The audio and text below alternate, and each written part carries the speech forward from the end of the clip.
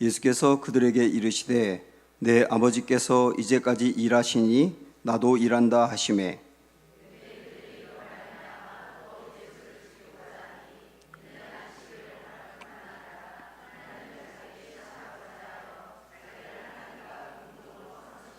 그러므로 예수께서 그들에게 이르시되 내가 진실로 진실로 너희에게 이르노니 아들이 아버지께서 하시는 일을 보지 않고는 아무것도 스스로 할 수 없나니 아버지께서 행하시는 그것을 아들도 그와 같이 행하느니라. 아버지께서 아들을 사랑하사 자기가 행하시는 것을 다 아들에게 보이시고 또 그보다 더 큰 일을 보이사 너희로 놀랍게 여기게 하시리라. 아멘. 네, 사랑합니다. 축복합니다. 둘러보시면서 인사하세요.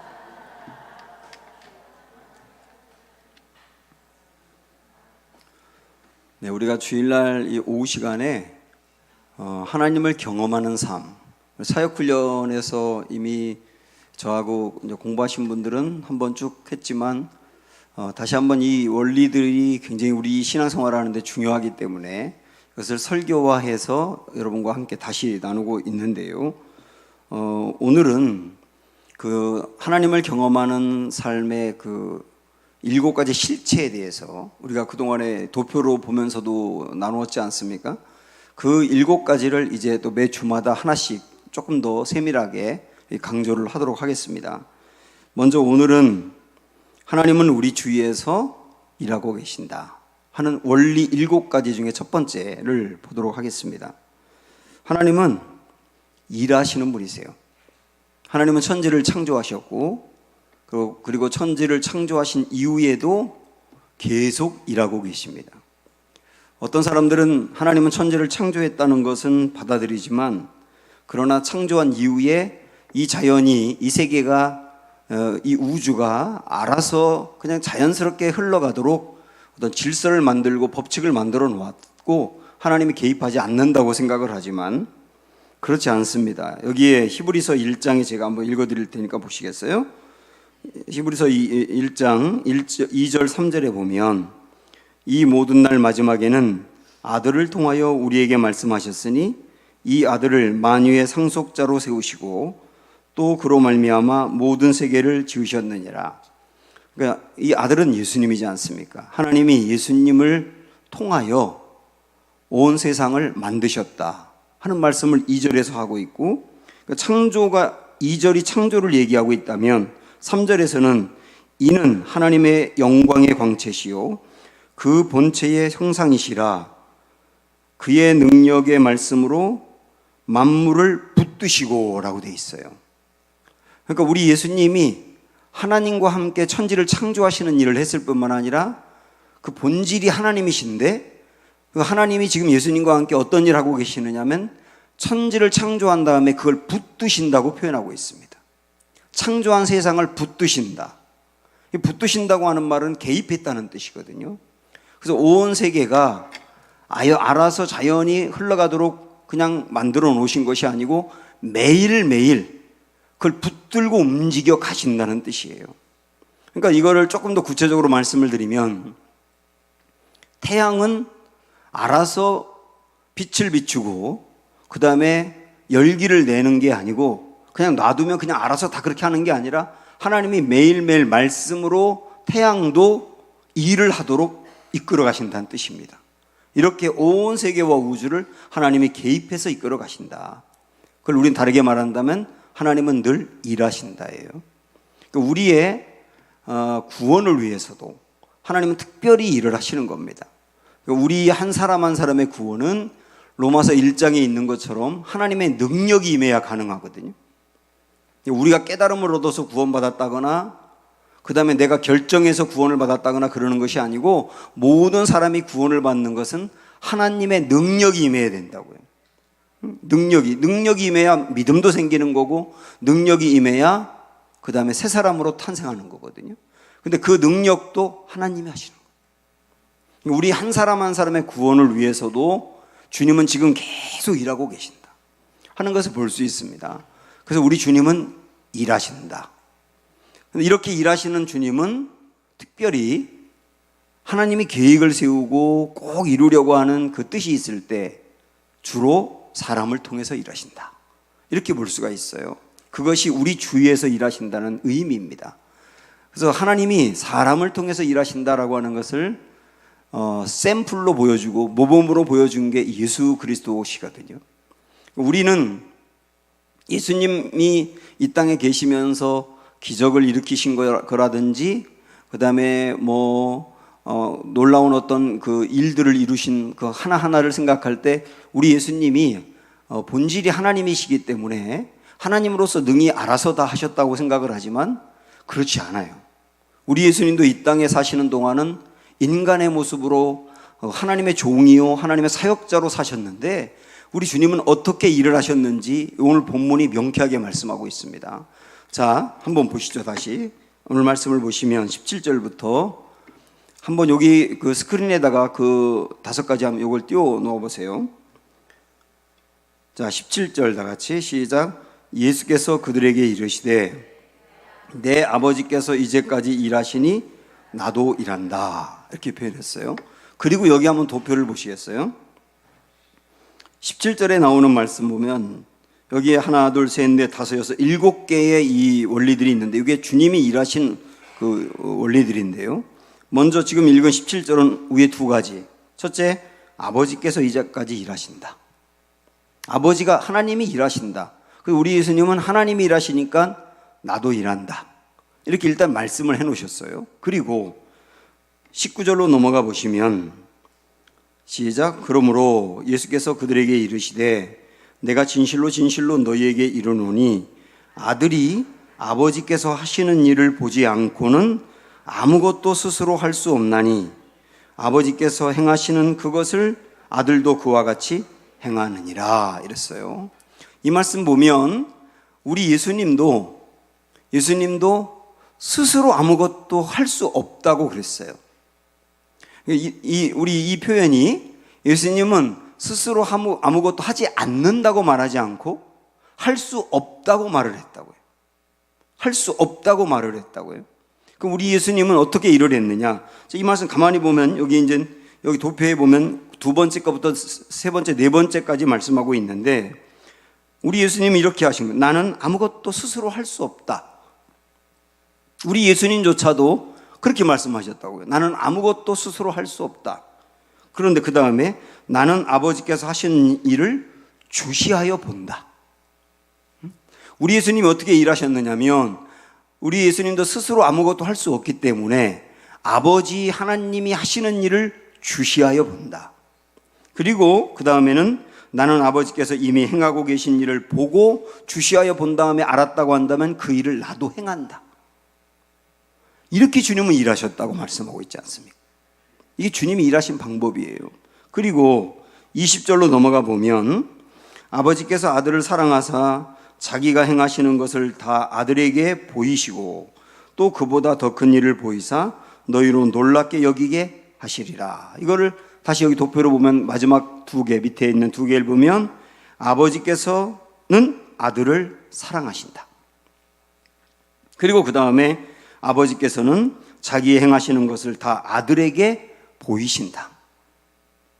결국 이렇게 3구절의 말씀을 나눠서 볼 수 있어요. 여러분 한번 생각을 하시면서 여기 나와 있는 것 지금 잘 보이시나 모르겠는데 다시 한번 좀 읽어보시겠어요? 여기를 첫 번째부터 시작. 아버지께서 이제까지 일하신다.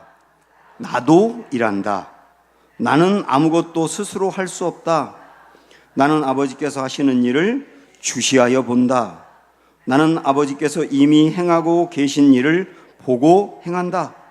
아버지께서는 아들을 사랑하신다. 아버지께서는 자기의 행하시는 것을 다 아들에게 보이신다. 이게 우리 예수님이 일하신 방법이라고요. 이 중에 우리가 눈이 번쩍 뜨이는 말씀이 뭐냐면 우리 예수님도 스스로 아무것도 할 수 없다는 것을 아시고 아버지께서 지금 어떤 일을 하시는가 그걸 예의주시해 보셨다는 거예요. 그리고 우리 예수님 마음에 이게 아버지가 일하는 거구나라고 하는 하나님의 뜻이 다가오면 거기에 예수님도 어떻게 했다는 거예요? 동참하셨다는 거예요. 그 결과는 엄청난 열매를 맺는 거죠. 어느 정도 열매냐면 하나님이 하실 일을 예수님이 하시는 거죠. 그러니까 우리 예수님은 매 순간 하나님에게 주목하고 하나님이 하시는 일에 동참했다는 이런 이야기는 여기만 나오는 게 아니고, 한번 우리 요한복음에 있는 말씀 몇 구절 성경 찾아가면서 볼 테니까 다 한번 펴보실래요? 7장 16절로 가보십시오. 7장 16절 시작. 예수께서 대답하여 이르시되 내 교훈은 내 것이 아니요 나를 보내신 이의 것이니라. 우리 예수님이 무슨 설교를 하고 교훈을 하셨다면 우리 예수님이 뭐 공부하고 깨달아지고 한 것을 말씀한 게 아니라 다 예수님을 보내신 분 하나님이죠. 하나님의 그 마음과 하나님의 뜻을 알고 그대로 전한 거였다는 거예요. 그게 예수님이 전하신 설교예요. 그 다음에 8장으로 넘어가서 8장 26절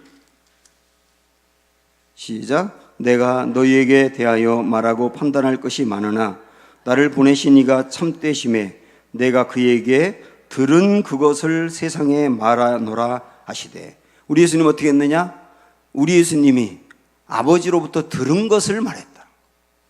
들은 것을 말했다. 그게 주님의 말씀이고 설교였어요. 28절 봐도 이에 예수께서 이르시되 너희가 인자를 든 후에 내가 그인 줄을 알고 또 내가 스스로 아무것도 하지 아니하고 오직 아버지께서 가르치신 대로 이런 것을 말하는 줄도 알리라.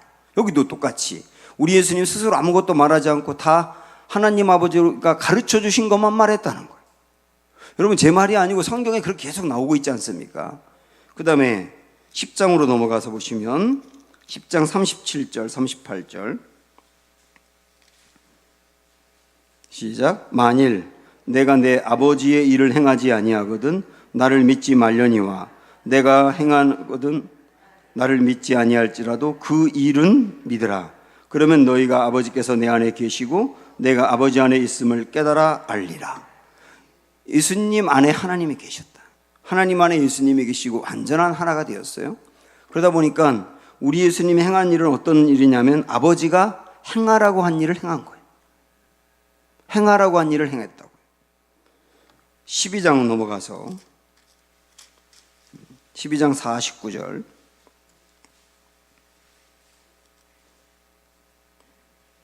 자, 읽어보세요. 시작. 내가 내 자의로 말한 것이 아니요 나를 보내신 이 아버지께서 내게 말한 것과 이룰 것을 친히 명령하여 주셨으니 이랬잖아요. 내가 자의로 말하지 않는다. 내가 뭔가를 말한다면 내가 스스로 그냥 하고 싶은 말을 하는 게 아니라 아버지가 말하라고 한 것을 말할 뿐이다. 그 다음에 14장 10절 시작. 내가 아버지 안에 거하고 아버지는 내 안에 계신 것을 내가 믿지 아니하느냐. 내가 너에게 이르는 말은 스스로 하는 것이 아니라 아버지께서 내 안에 계셔서 그의 일을 하시는 것이라. 계속 나오지 않습니까? 반복적으로. 마지막 하나만 더 볼까요? 17장 18절 네, 읽으세요. 아버지께서 나를 세상에 보내신 것 같이 나도 그들을 세상에 보내었고. 그러니까 우리 예수님이 이 땅에 온 것 자체가 아버지가 보내서 왔다. 보내서 왔기 때문에 아버지에게 늘 주목하고 아버지가 하라는 일을 하고 하라는 말씀을 전했다. 이게 우리 예수님이 이렇게 일했다고 요한복음 앞부분부터 뒷부분까지 계속 나오고 있지 않습니까? 반복적으로. 우리 주님이 이렇게 일을 하셨단 말이에요. 그러고 보니 이렇게 일을 하시다 보니 그 결과는 늘 하나님의 일을 한 것이죠. 근데 중요한 거는 뭐냐면 예수님이 행하신 그 놀라운 일들, 그 놀라운 일들을 우리가 보면서 야, 예수님이니까 했을 거야, 예수님이니까 그런 일을 한 거야 라고만 생각하지 말고 이 원리를 예수님이 보여주었다고 한다면 우리도 똑같아요. 나는 스스로 아무것도 할 수 없다. 목사인 저나 성도인 여러분이나 어떤 교회에서의 사역을 맡았든지 어떤 일을 맡았든지 늘 내 마음속에 나는 스스로 아무것도 할 수 없다. 저는 저대로 나는 스스로 내 마음대로 목회를 할 수 있는 게 아무것도 없다. 목회를 오래 했다고 경험으로 하느냐? 그렇게 할 수 있는 게 아니다. 난 아무것도 할 수 없다. 그래서 매 순간순간마다 하나님에게 주목하고 하나님이 어떤 일을 하기 원하시는지, 순간순간마다 어떤 일 하기 원하시며 어디에 마음을 두길 원하시는지를 예의주시해 보고 그 일이 하나님의 마음이라는 것을 알았을 때는 내가 거기에 동참하는 게 주님의 일이라는 거예요. 그럼 그 결과는 뭐가 나오느냐면 하나님이 하실 만한 일을 제가 하는 거죠.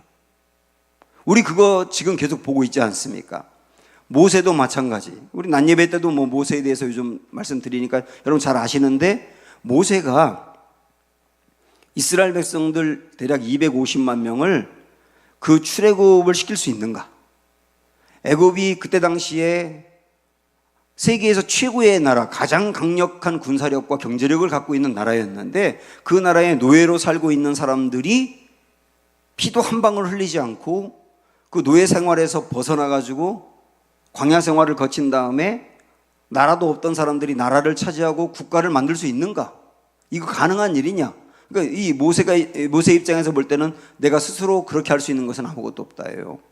그런데 그가 하나님에게 예의주시해 보고 하나님이 말씀하는 것, 내 백성 건져내, 바로에게 가서 말해, 여기로 인도해, 여기로 이끌어, 늘 그걸 예의주시해 보고 하나님이 인도하는 대로 모세가 그대로 따라갔어요. 물론 따라가지 않을 때도 있었어요. 그럴 때는 나중에 깨닫게 되는 거예요. 따라가지 않은 게 어떤 결과인지. 그러다 보니까 어떻게 되는 겁니까? 그 하나님이 하시는 일을 예의주시해 보고 거기에 모세가 동참하자 피도 한 방울 흘리지 않고 250만이 그냥 애굽에서 나왔지 않습니까? 이건 있을 수 없는 일이에요. 어느 나라가 250만 명의 노예를 그냥 나가고 내주냐고요. 근데 그 일이 가능했지 않습니까? 하나님만이 할 수 있는 일. 그 광야에서 250만이 생활하는데 거기서 40년 동안 굶어 죽지 않고 얼어 죽지 않고 배고파 죽지 않고, 죽었다면 죄를 져가지고 죽었지 그렇게 죽지는 않고 결국 40년의 광야 생활을 한 것, 이것도 있을 수 있는 일이냐고요. 저도 광야를 갔다 왔고 차에서 내려가지고 광야 한번 우리 걸어보자 그러니까 그때 함께 갔던 목사님들이 알지 못하니까 1시간 동안 걷자 그러더니만 10분도 못 걷더라고. 10분도 못 걷고 빨리 차를 타자는 거예요. 다 거기가 광야예요. 그 광야를 40년 걸었다고. 있을 수 있는 일이냐. 근데 그렇게 걸었단 말이죠. 그리고 없던 나라를 차지해서 가나안 땅에 국가를 세웠다고요. 이게 있을 수 있는 일이냐. 나는 스스로 아무것도 못하지만 주님이 하시는 일을 예의주시해보고 주님이 하라는 대로 내가 거기에 동참하고 갔더니 모세를 통하여 하나님만이 할 수 있는 일을 하더라는 거예요. 자, 그럼 우리 예수님이 그런 일을 보았어요? 모세가 그런 일을 보았어요. 그럼 우리는 어떠냐? 우리는 어떠냐? 이 말씀들이 성경에 있는 이유는 예수님만이 아니고 모세만이 아니고 지금도 하나님은 성도 한 사람 한 사람, 목회자만이 아니고 성도들 한 사람 한 사람을 통해서 그렇게 일하기를 원하신다는 거예요. 그걸 우리가 생각을 해보면서 이전에 나는 어떻게 일해왔나? 내 경험으로 일하지 않았나? 나의 어떤 세상적인 능력으로 교회에서 도입해서 하려고 하지 않았나? 내 나이로 하려고 한 건 아니냐? 내 인맥으로 하려고 한 건 아니냐? 그런 것들 다 내려놓고 지금도 하나님이 나를 불러서 하나님의 일을 하기 원하신다는 거. 그 일을 예의주시해보고 동참해 간다고 한다면 나를 통해서 하나님은 하나님만이 할 수 있는 일을 하신다는 거. 이걸 우리에게 가르쳐주는 거예요. 그래서 신앙생활은 그저 주일날 교회 와서 예배드리고 그냥 적절하게 교회 일을 하고 세상에 살다가 또 주일날 교회 오고 이렇게 하는 게 신앙생활이 아니에요. 신앙생활이라고 하는 것은 매 순간마다 교회에 있든 밖에 있든 매 순간마다 주님의 그런 인도함을 받아서 하나님의 일을 해 나가는 것이라고 하는 거. 여러분 그렇게 본다고 한다면 가정 안에 있는 어떤 문제들이 있잖아요. 가정 안에 있는 문제들을 해결해 가는 데서도 그런 방법으로 해결해 간다면 여러분은 하늘의 지혜로 가정의 문제를 해결해 갈 거예요. 직장에 있는 어떤 어려운 문제나 벽이 있다고 할 때 그 문제를 해결하는 것도 인맥이나 경험으로 해결하려고 하지 않고 그렇게 하나님의 방법대로 한다 그러면 아무도 생각하지 못했던 방법으로 해결할 수도 있는 거예요. 이런 일들이 우리 안에 펼쳐져 있고 그렇게 일하라고 하나님 권면하는 게 지금 우리가 배우는 내용 아닙니까? 이게 내 주위에서 하나님이 지금도 일하고 계신다 하는 내용이에요. 우리가 읽었던 그 사역훈련 때 봤던 그 책에 보면 그 블랙하비라고 하는 목사님이 그 책의 저자잖아요.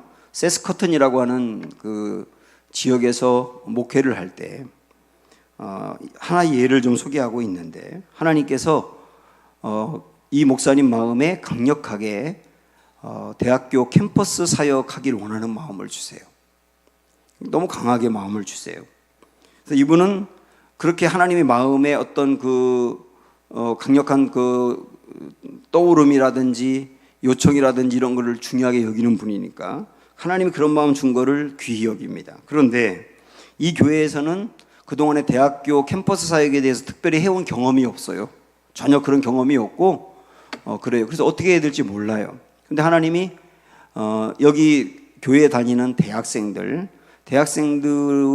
만나기를 원하는 마음을 주어서 그 교회 대학생들을 만나서 그 학생들에게 기숙사에 가가지고 아이들을 좀 양육했으면 좋겠다 하는 마음을 줘요. 그렇게 한번 시작해 갔으면 좋겠다 하는 마음을 줍니다. 그러니까 이 대학생들이 그런 것도 해본 적이 없으니까 어떻게 해야 될지 몰라요. 그때 이제 알려주거든요. 두 가지를 주목해 봐라. 여러분도 이거 두 가지가 중요할 수 있는데, 하나는 어떤 사람이 하나님을 찾고 있거나 영적인 것에 대해 묻는 것을 보면 하나님이 일하고 계신 것을 알라. 여러분도 그런 일이 있을 수 있지 않습니까? 친구라든지 가까운 사람이 영적인 것에 대해서 질문을 해올 때가 있어요. 왜 갑자기 그 사람이 그런 걸 질문할까? 성경에 대해서 물어본다든지 하나님에 대해서 물어본다든지 교회라고 하는 것은 어떤 곳이야 이렇게 물어본다든지 어떤 평소와 다르게 영적인 것에 대해서 관심을 갖고 물어볼 때가 온단 말이죠. 그런 것들이 하나님이 일하시는 시작이라는 거예요. 그러면 그 다음에 둘째가 뭐냐면, 만일 어떤 사람이 영적인 질문을 해오면 해야 할 모든 것, 계획한 모든 것을 제쳐두고 그 사람과 대화해라. 그럼 하나님이 대화를 이끌어 가실 것이다. 그렇게 알려줘요. 그렇게 두 가지 원리를 알려주고 난 다음에 일주일 정도 지나서 여학생 한 명이 목사님께 찾아와서 이렇게 말합니다. 목사님, 제가 2년 동안 친하게 지냈던 친구 한 명이 있는데 그 친구는 크리스찬이 아니에요. 그런데 그 친구가 저를 찾아와서 갑자기 이런 말을 하는 거예요. 내 생각에는 내가 크리스찬인 것 같은데 너와 꼭 하고 싶은 이야기가 있어. 그러더라는 거예요. 갑자기. 너 크리스찬이지? 너 하고 싶은 얘기가 있어. 그러니까 이 친구는 배웠기 때문에 영적인 대화를 시도해 오면 하나님이 일하시는 줄 알아. 이렇게 배웠지 않습니까? 그래서 지금 주님이 일하고 계시는구나 하는 걸 알고 그 다음 오후에 있는 수업을 다 제끼고 이 친구가 대화를 했다는 거예요. 그랬더니 무슨 말을 하냐면, 자기가 기숙사 생활을 하는데 자기와 함께 11명이 거기서 성경에 대해서 배우고 있는데 그 11명 아무도 크리스찬이 아닌데 성경에 대해서 배우고 있다는 겁니다. 그런데 우리를 가르쳐 줄 사람이 없어가지고 성경을 배우고 싶어 모이긴 모였는데 성장이 아무도 안 된다는 거예요. 그러니까 네가 우리 11명을 지도해 줄 수 있겠니? 이러더라는 거예요. 그래가지고 시작이 돼가지고 그 11명과 함께 기숙사에서 한반 성경 공부 클래스가 생겨요. 그래서 결국 나중에는 어떻게 되냐면 여학생 3반, 남학생 2반에서 5반의 학생들을 이 여학생이 성경 공부를 지도하게 된 거예요. 그러면서 그 캠퍼스 안에 이런 모임들이 막 우후죽순으로 계속 생기게 되면서 그 캠퍼스에 부흥이 일어나게 됐다는 거예요. 전혀 생각하지 않았던 이 교회에서 그래도 이제 살려면 대학생들이 교회를 나와야 돼. 어떻게 하면 좋을까? 성경 공부 이렇게 계획을 세운 게 아니라 주님이 인도하는 것을 예의주시해보고 주님 인도하는 대로 그냥 순종하며 따라갈 때 예상치 못했던 이런 부흥이 일어나더라는 거예요. 이게 하나님이 일하시는 방법이라고요. 자, 하나만 더 말씀드릴게요. 몇 주 전에, 지난주에 제 친구들과 제가 수요일마다 모여서 공부하는 그 모임에서 다음 세대에 대한 그 나눔을 갖게 됐어요. 왜 그랬냐면 제 친구 중에 이제 인천에 굉장히 큰 교회 담임 목사님이 있는데 그 목사님이 우리를 만나자마자 막 걱정하면서 한탄하면서 무슨 얘기를 하느냐면, 우리 교회 큰일 났다고. 난 그동안에 잘 몰랐는데 이번에 다 보고받고 조사해 봤더니 세상에 요 근래 몇 년 사이에 다음 세대가 3분의 1이 떨어져 나갔다는 거예요. 3분의 1이 떨어져 나갔대요. 그래서 너무 놀래가지고 이러다가 우리 교회 어떡하나 하는 큰 걱정이 생겼다고 하면서 그냥 대화가 시작이 된 거거든요. 그러면서 하는 말이 뭐냐면 그동안에 이 다음 세대를 위해서 정말 예산 투자를 많이 하고 관심을 두었다는 겁니다. 근데 지나고 났더니 어떤 일에 관심을 뒀느냐면 아이들 데리고 미국에 그 대학교 탐방 가는 거, 이런 것들이라든지 영어 캠프 하는 거, 그런 일들을 학부모들이 요청을 많이 해와서 그런 일들을 위해서 교회에서 예산을 많이 투자해가지고 많이 했다는 거예요. 근데 나중에 알고 보니까 미국에 아이들 데리고 대학 탐방 가고 영어 캠프하고 하는 일들이 다 부모님들이 돈을 내야 되는 일이다 보니 집에 돈이 있는 사람들은 남아있고 집에 돈이 없는 아이들이 교회에서 떨어져 나갔다는 거예요. 교회에서도 돈은 돈대로 엄청나게 많이 썼는데 오히려 떨어져 나간 결과만 나오게 된 거예요. 그러면서 이런 프로그램과 방법으로 다음 세대를 살릴 수 없다는 걸 알았다는 거예요. 그러니까 어떻게 하면 좋을까 고민을 하고 있는 겁니다. 제가 그 얘기를 들을 때 어떤 생각이 났느냐면 우리 교회가 다음 세대를 제대로 살리자, 그러기 위해서는 구호만 외치면 안 되고 이 아이들을 양육을 해야 되고 훈련시켜야 되고 그런 시스템이 필요하다는 생각을 갖고 대구에 있는 목사님을 초청을 했었는데 사실 우리 교회 오기 전에 그 교회로 먼저 가서 강의하셨어요. 그리고 우리 교회 부장이나 선생님들이 그 교회로 강의를 들으러 갔었어요. 아마 기억나시는 분 있을 거예요. 근데 그때 대구에서 오신 목사님이 그 교회에서 강의하고 난 다음에 그 목사님이 뭐라고 그랬냐면 야, 이런 강의는 내가 여러 번 들어봤어. 그리고 그냥 끝냈어요. 근데 저는 그 강의를 이전에도 들었지만 들을 때 하나님이 이런 방법으로 우리 교회 다음 세대를 살려야 된다는 강한 마음을 가졌어요. 이거 주님이 일하시는 거다. 이거는 틀림없이 주님이 일하시는 거다. 그래서 그 일에 동참을 해야 한다. 동참을 해야 한다는 마음을 갖고 우리 교회에서 우리 노장로님과 함께 그 일을 만들어가기 시작한 거예요. 물론 그게 완벽한 건 아니기 때문에 다듬어 가야 되고 또 앞으로도 할 일이 많이 있지만 그러나 우리는 살리기 위해서 뭔가 하나님이 인도하는 방법대로 간 거예요. 그 결과 여러분도 아시겠지만 요즘 다음 세대가 부흥하는 교회가 얼마나 있습니까? 그런데 우리 교회요, 우리 교회, 제가 우리 교회 처음 왔을 때 유아유치부, 어린이부, 청소년부, 청년부 그 숫자보다 지금 배 이상이 부흥을 했어요. 진짜로 그 결과가 나오고 있지 않습니까? 이런 걸 보면서 제 마음에 들리는 생각은 뭐냐면 하나님이 다음 세대를 살려야 된다는 마음을 가지고 우리 주위에서 일하셨다고요. 그런데 그것이 하나님의 마음이라는 것을 알고 거기에 동참을 한 거예요. 동참을 했더니 하나님이 만들어가고 되게 하고 해서 열매를 거두게 하신단 말이죠. 그렇다고 한다면 하나님이 우리 주위에서 일하는 방법과 원리를 이렇게 알았다고 한다면 이제 여러분들이 개인적으로 하시는 일이라든지 교회 일 어떤 일이든지 이런 방법대로 해보자. 이제는 우리가 그동안에 일했던 방법대로 하지 말고 주님이 알려주신 이 방법대로 해보자라고 제안하는 겁니다. 하나님은 우리 주위에서 일하신다. 그리고 우리는 스스로 아무것도 할 수 없다. 그래서 우리는 눈을 열어서 하나님이 내 주위에서 어떤 일 하시는지를 예의주시해보자. 그리고 거기에 동참하자. 그러면 하나님은 하나님의 일을 하실 것이며 아름다운 결과를 만들어내실 것인데 그 결과는 하나님만이 할 수 있는 일을 우리가 하게 될 것이다. 이 신비로운 자리에 여러분 한 명 한 명을 초청하고 계시는 겁니다. 찬양하겠습니다. 주가 일하시네.